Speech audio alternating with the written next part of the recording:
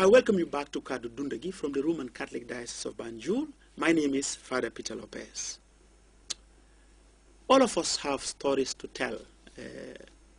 We begin life in a particular place, and as we journey, our journey takes us to different places. And in our going to different places, we encounter different people. And that makes our story even more interesting. As I said at the top of this program, we are going to share with you the story of a priest. He is Father Frederick Agame. He is the parish priest of St. Joseph Parish in Basse. He belongs to the Spiritan Fathers. He hails from Ghana. Father has been here as a prefect. In other words, he's been here when he was still in the seminary.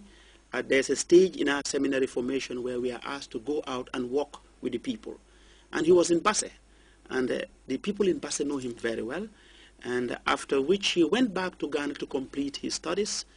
And he came back as a priest, but he has a story to tell, a wonderful and interesting story. Our very own Matthew Mendy caught up with him and asked him to share this wonderful story. Let us take a listen. I am Reverend Father Frederick Agame Inyaba. I am a Ghanaian. Then born into Agame's family of the northern part of Ghana, Bolkatanga. This Bolkatanga means a city built on a rock. Meaning city of the rock? Yes. Well, I am coming from a family vested in traditional religion and powers. My grandfather was a traditional priest, a soothsayer, and a kind of clan head. And the traditional area is a patriarchal system. They practice a kind of patriarchal system that they practice. So they regard the first born son very highly. So that could not permit me actually to be baptized immediately after birth or in the early hours of my childhood. It was after when I entered secondary school in the boarding house, then I learned catechism and then was baptized. The old man had wanted me to become or to take over from him as the firstborn,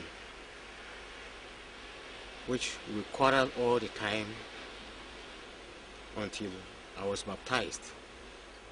I went from the primary to secondary school, from secondary school to sixth form advanced level, and I applied to enter university. Then the call came. Now, I was just coming to that, and then how did the call to the priesthood started? Exactly, coming from a traditional home, I was being initiated.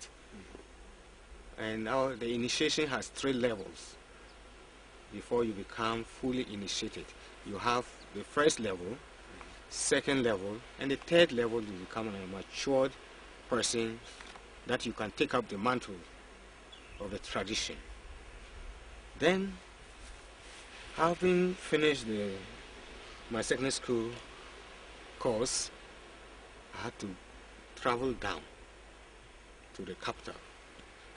There I was staying with my uncle. Of course, my father had passed away in the early years of my life.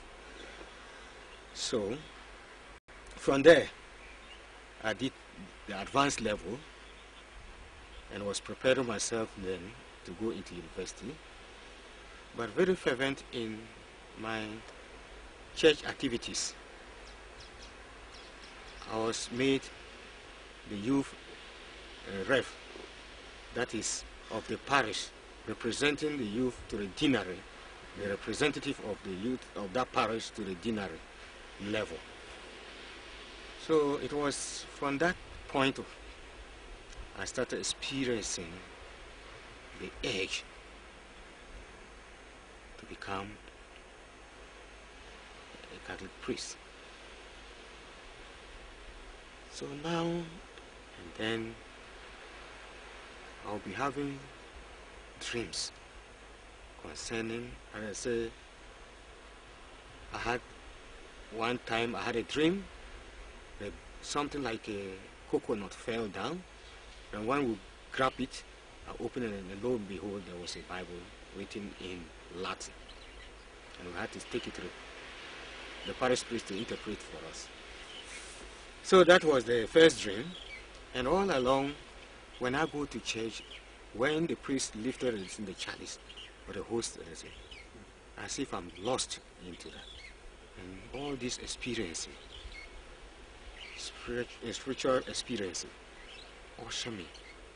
And one day, I gathered the courage by the help of one charismatic member who asked me, Frederick, what do you want to do with your life? I said, I've been battling with this for the past, I want to become a priest. I said, then go to the parish priest. So I went to the parish priest. I said, where do you want? I said, I want to be a religious. Which congregation? So I want to be a Spiritan. How do you know what the Spiritans? I say, the Spiritans are working in my parish in the northern part. So I came in. He gave me a kind of address to go to the Spiritan parish at another part of the country. So I went there. They actually gave me the address and I applied, went for interview.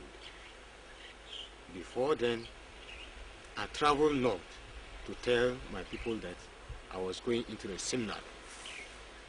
My mother advised me, never tell your grandfather, or else they will what? He will kill me. That's what he said. I said, kill me? That you know, your father has powers, all the powers to do and undo things, and he can kill you. And actually, I didn't tell him. I went to the catechist and then told the catechist. The catechist kept it. And that was it. I went back and the interview, I was successful in it.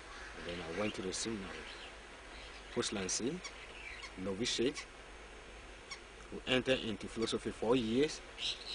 Then I came to the Gambia here for my pastoral year. That's what we call propheting. Which year was it? It was 2005 and 6. And then I was sent to Basel. And then after your pastoral year, I went back to Ghana. From there, I was sent to Nigeria for theology, 4 years theology. Then, after then,